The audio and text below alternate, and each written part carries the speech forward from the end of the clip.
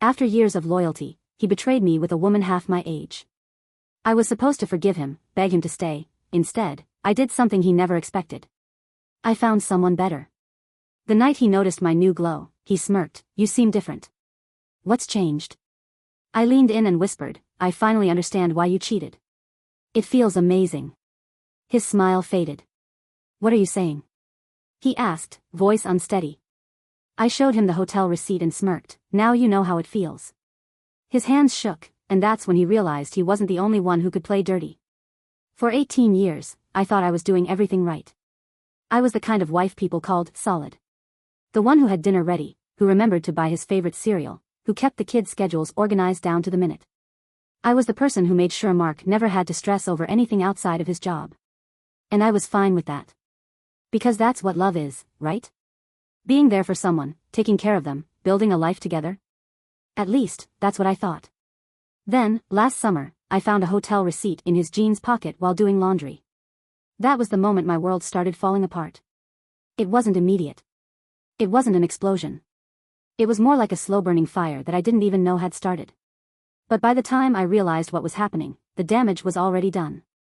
The receipt was from a high-end hotel downtown. A single night stay. Room service for 2. Champagne. Strawberries.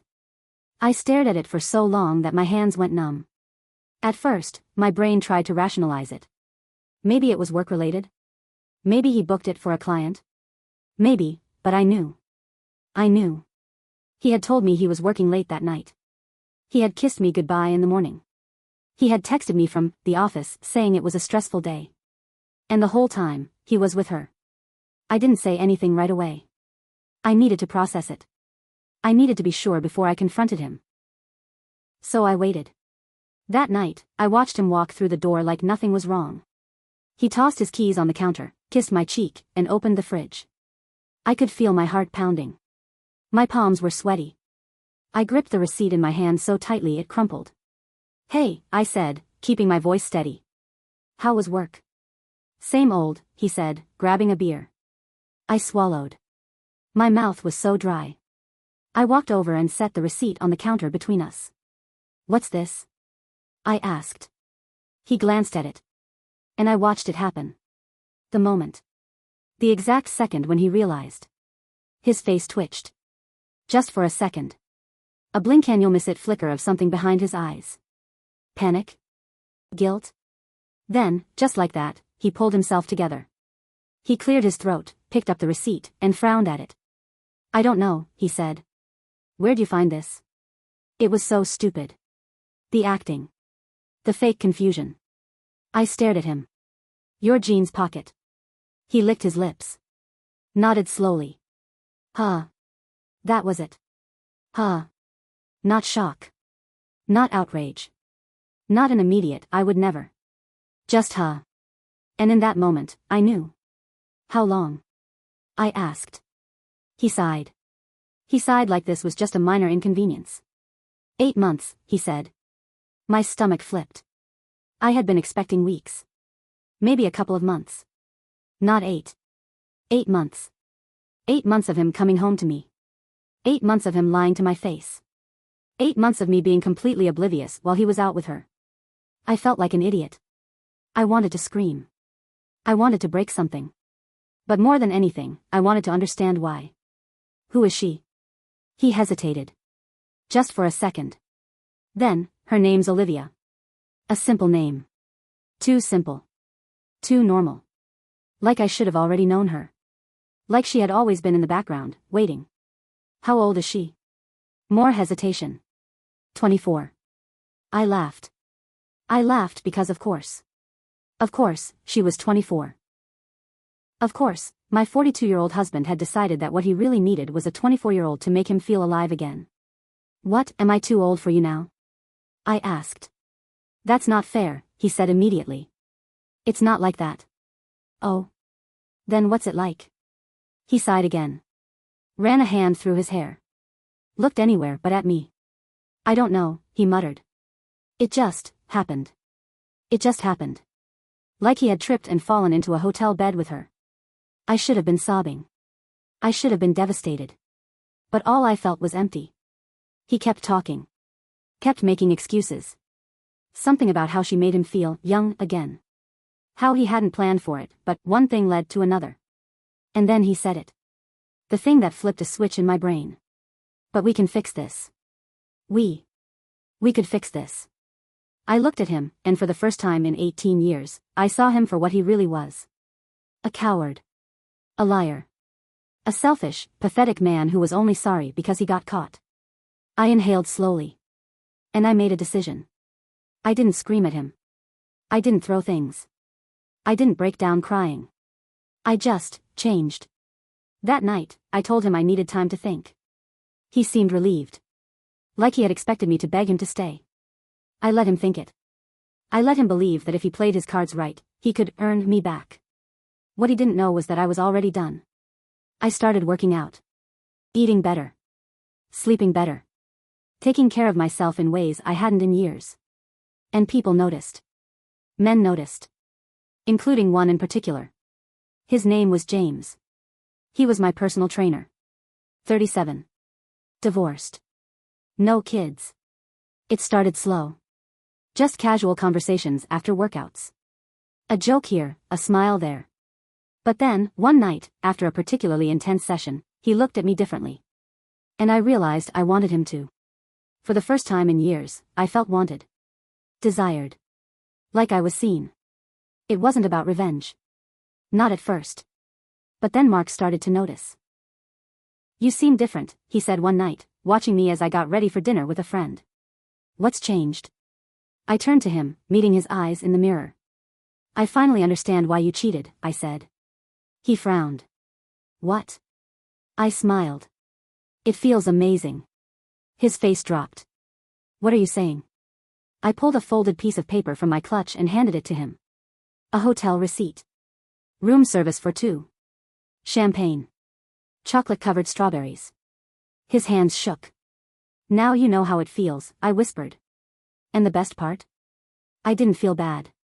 Not even a little bit. Mark just stood there, staring at the hotel receipt like it might rewrite itself if he looked long enough. His face was frozen, jaw clenched, nostrils flaring. But his hands? His hands were shaking. Is this some kind of joke? His voice was tight, like he was holding something back. I tilted my head. Do I look like I'm joking? Silence. He swallowed hard, his Adam's apple bobbing. Then he did what all guilty men do. He got angry. You did this to get back at me?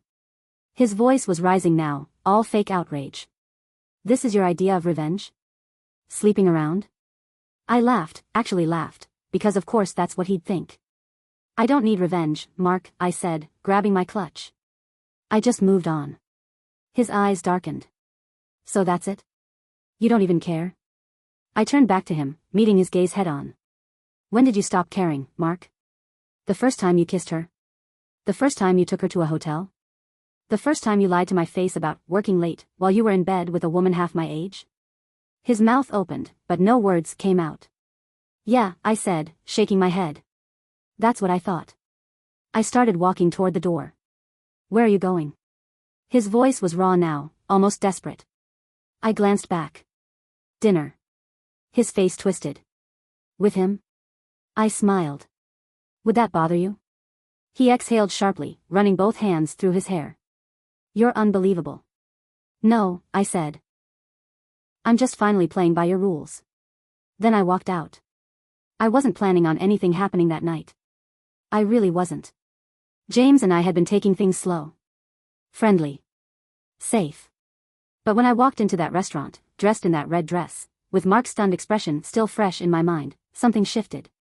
James looked up from the table, his eyes moving over me slowly. Damn, he murmured, standing as I approached. You look good. I teased. He grinned. That's not the word I was going to use. I slid into the seat across from him, feeling something I hadn't in a long time. Excited. Dinner was perfect. James was easy to talk to. He made me laugh, made me forget, made me feel light, like I wasn't carrying years of betrayal on my shoulders. But halfway through dessert, I felt it. A shift in the air. A presence. I turned my head slightly, scanning the restaurant. And then I saw him. Mark. Sitting at the bar. Watching me. My heart slammed against my ribs, but I kept my face neutral. James must have noticed something in my expression. He glanced over his shoulder, his easy smile fading. "Friend of yours?" he asked. "Ex-husband," I corrected. James's eyebrows shot up. "Huh. Well, that's awkward." I exhaled through my nose. "He's mad because he just found out he's not the only one who can play dirty." James grinned. "That's my kind of woman." I smiled, but inside, my blood was boiling. Because Mark had no right to be here. I turned back to my dessert, pretending he wasn't there. If he wanted a reaction, he wasn't getting one. But then my phone buzzed. I glanced down. A text. "Mark, we need to talk. Now." I locked my screen. Took another bite of my cheesecake. Another buzz. "Mark, don't ignore me, damn it." I sighed. James smirked. "Let me guess. He wants you to go running back to him?" "Looks like it," I said. James leaned in, his voice lower now. "What do you want?" That was the million-dollar question, wasn't it? Because for the first time since this whole nightmare started, I actually had options. The next morning, I woke up to pounding on my front door. I groaned, rolling over, my head still fuzzy from the wine. I grabbed my phone, 7:13 a.m. Another loud bang. I sighed. I already knew who it was. I pulled on a hoodie and padded barefoot to the door. When I opened it, Mark was standing there, looking like hell. His hair was a mess. His shirt was wrinkled. His eyes were bloodshot. He had the nerve to look hurt. "We need to talk," he said. I leaned against the doorframe. "It's early." His jaw clenched. "I didn't sleep." "That's not my problem." His eyes darkened. "Are you sleeping with him?" I didn't answer. Because, honestly, it wasn't his business anymore. Mark exhaled sharply, shaking his head. "Jesus, you're really doing this." I crossed my arms. "Doing what?" "Moving on." "You don't even care, do you?" His voice cracked. 18 years, and you don't even care." I blinked at him. 18 years, Mark. And you were the one who threw it away, ***, that shut him up. I could see it in his face, the realization, the weight of what he had done. But I didn't care anymore. I started to close the door. "We're done here." But before I could shut it, he stepped forward. "Wait." His voice was different now. Tighter. I paused. "What?" He swallowed hard. Then he said something that made my stomach drop. "It's not just Olivia." I went completely still. "What do you mean?" I whispered. He looked away. "She wasn't the first." My heart stopped. The room tilted. I gripped the doorframe, my nails digging into the wood. "How long?" He hesitated. "Mark," I said, my voice deadly. His shoulders sagged. 3 years. I felt my knees go weak. 3 years. 3 years of him lying to my face. 3 years of him pretending to be a good husband, a good father, while he was out screwing God knows who. A hot, ugly rage filled my chest, and before I could stop myself, I did something I had never done before. I slapped him. Hard. His head snapped to the side. He blinked, stunned, hand going to his cheek. "Jesus," he muttered. I was breathing hard, my hands trembling. But I wasn't sorry. Not even a little bit. I stepped back. "Get the hell off my porch." He looked at me. Really looked at me. And I knew, in that moment, that he had lost me for good. But that wasn't the end of it. Not even close. Because that same night, I got a call. And what I heard on the other end of the line. It changed everything. I wasn't expecting a call that night. Not from her. When my phone rang, I almost didn't pick up. It was an unknown number. But something told me to answer. The moment I said hello, a soft, hesitant voice came through the line. "Is this Mark's wife?" I felt my stomach tighten. "Ex-wife. Who's this?" A pause. Then, a shaky breath. "My name is Sarah. Not Olivia. Not the 24-year-old Mark left me for. Someone else." Something was very, very wrong. I gripped my phone tighter. "How do you know Mark?" Another pause. Then, in a voice barely above a whisper, "I'm pregnant." I felt the room spin. For a full 5 seconds, I couldn't speak. Couldn't breathe. She kept talking, filling the silence. I didn't know about you. Not at first. He told me he was single. I only found out a month ago that he was married, and by then, she was carrying his child. I pressed my fingers to my forehead, trying to process. How long were you two? 2 years, she admitted, voice small. I closed my eyes. 2 years. That meant Mark had been cheating on me with Sarah before Olivia. And God only knew how many more there were. Sarah sniffled. I don't know why I'm calling you. I don't know what to do. He won't answer my calls. He's ignoring me. Of course, he was. Because that's the kind of man Mark was. The second something got too real, he ran. I'm so sorry, she whispered. I exhaled slowly, steadying myself. How far along are you? 4 months. 4 months. Mark had known. This whole time, he had known. And instead of dealing with it, he had been busy throwing a tantrum about me moving on. A cold, sharp rage settled in my chest. Mark thought I was the villain. Thought I was the one who betrayed him. He had no idea what betrayal actually felt like. But he was about to find out. The next morning, I showed up at his office. I didn't call ahead. I didn't text. I just walked straight through the front doors and up to the receptionist's desk. The poor girl barely had time to look up before I said, I need to see Mark. She blinked, flustered. Oh, he's in a meeting. Great, I said. I'll wait. I sat in the lobby, arms crossed, foot tapping. I didn't have to wait long. 10 minutes later, the glass doors to the conference room opened, and Mark stepped out, laughing at something one of his colleagues said. Then his eyes landed on me. And everything changed. His smile vanished. His body stiffened. I tilted my head and smiled. Surprised to see me? He glanced around, clearly uneasy. What are you doing here?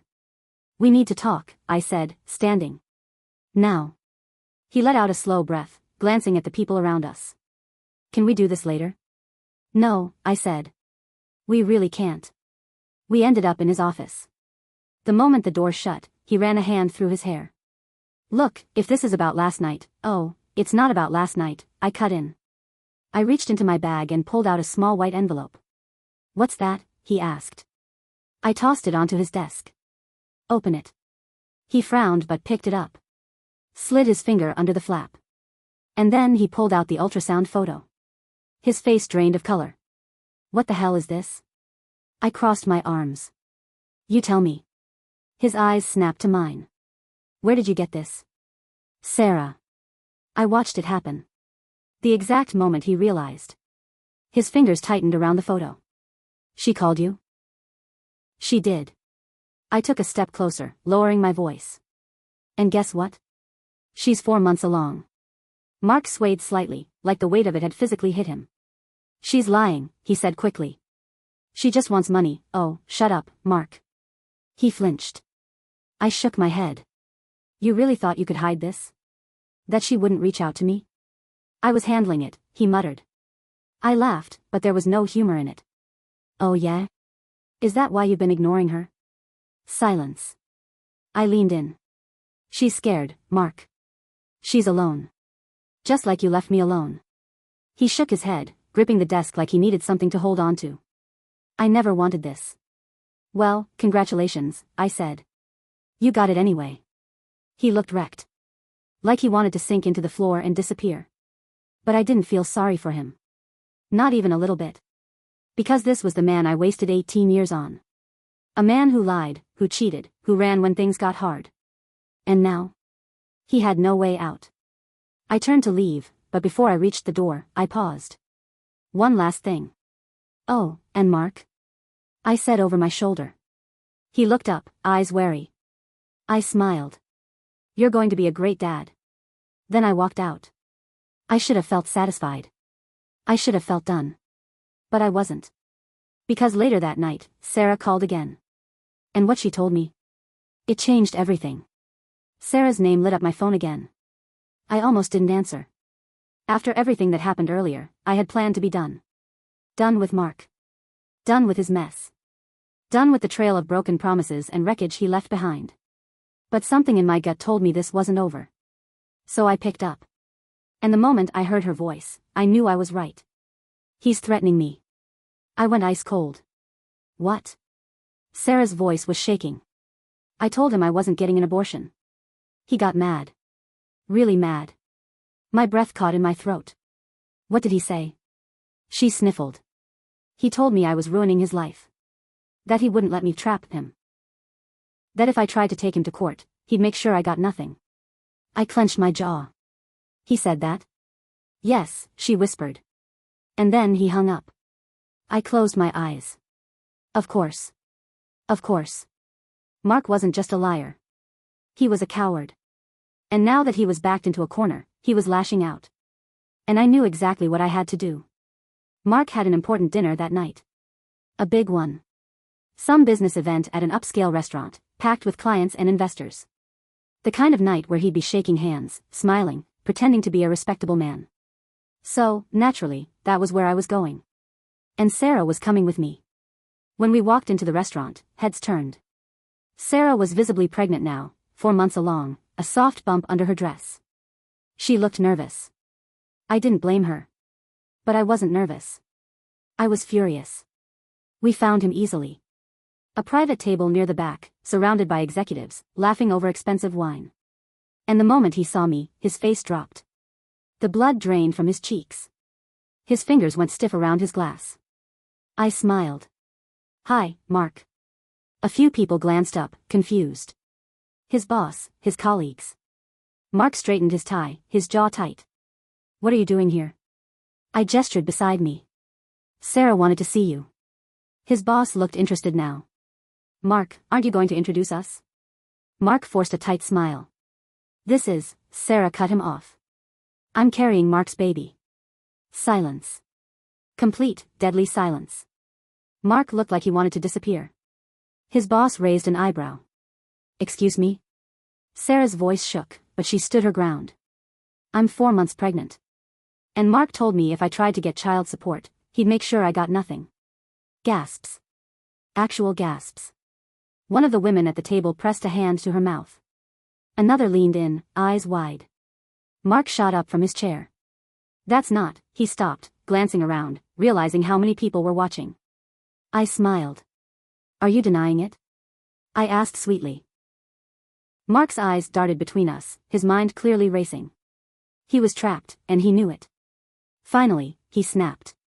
You're doing this on purpose, he hissed, voice low, meant just for me. You're trying to destroy me.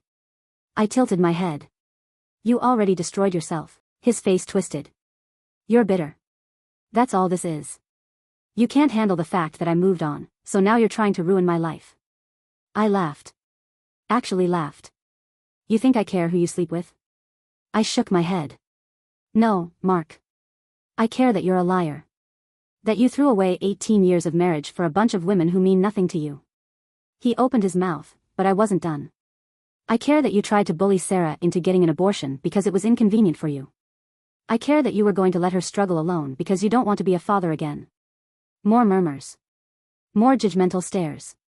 Mark's hands shook. He turned to Sarah, eyes blazing. You told her that? Sarah flinched. That's when I lost it. I stepped between them, lowering my voice so only he could hear. Don't you dare speak to her like that, I whispered. You are nothing. Nothing. Do you understand me? His face was red now. His body rigid. And then, for the first time ever, I saw fear in his eyes. Because Mark wasn't in control anymore. We left him there. In ruins. His boss looked disgusted. His colleagues whispered. His reputation? Shattered. I didn't care. I walked out of that restaurant with Sarah, feeling lighter than I had in years. And Mark? He tried to call me that night. 7 times. I didn't answer. Because there was nothing left to say. I finalized the divorce a month later. And for the first time in a long time, I could breathe. No more waiting for the other shoe to drop. No more second-guessing myself. No more being someone's backup plan. James and I kept seeing each other. Slowly. Carefully. It wasn't a rebound, and it wasn't a distraction. It was just something good in my life. And Sarah? She kept the baby. She found a great lawyer. And Mark? He paid. Literally. But also in every other way that mattered. Because by the time the truth spread through his office, through our old social circles, through every single person who had once thought he was a great guy, he had nothing left. I used to think that if you gave enough, if you loved enough, if you sacrificed enough, people wouldn't hurt you. I was wrong. But here's what I do know, the worst thing Mark ever did to me wasn't the cheating. It wasn't the lying. It was making me believe I wasn't worth more. But I was. I am. And now? I'll never let anyone make me feel small again. Not ever.